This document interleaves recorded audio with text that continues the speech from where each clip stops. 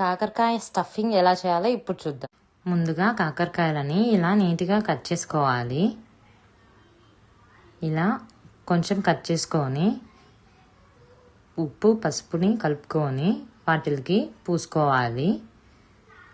ఇలా పూసుకోవడం వల్ల కొంచెం చేదు తగ్గుతుంది. ఇలా అన్ని పక్కల నీట్గా పూసుకోవాలి. అన్నిటికీ అలాగే పూసుకోండి. బాండల్లో జీలకర్ర, ధనియాలు, కొబ్బరి, ఒట్టిమిరపకాయ, కరివేపాకు, పుట్నాల పప్పు వేసుకొని వేగనివ్వాలి. ఇప్పుడు తెల్లగడ్డ కూడా వేసుకోవాలి. మిక్సీ జార్లోకి తీసుకొని ఉప్పు పసుపు కారం వేసుకొని బ్లెండ్ చేయాలి. ఇప్పుడు బాండల్లో ఆయిల్ వేసుకొని కాకరకాయలని కొంచెం వేగనివ్వాలి.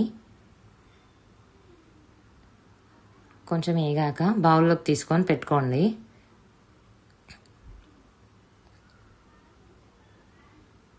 ఇప్పుడు నేను చూపిస్తున్నట్టుగా కాకరకాయలలో మసాలా స్టఫింగ్ని నిండుగా పెట్టుకోవాలి. ఇలాగే అన్నిట్లో ఫిల్ చేసుకోవాలి. ఇప్పుడు అన్నిట్లో పెట్టేసుకున్నాను. బాండల్లో ఆయిల్ వేసుకొని అందులో కొంచెం సేపు వేగనివ్వాలి. ఇలా అయ్యాక బౌల్లోకి తీసుకొని సర్వ్ చేసుకోండి.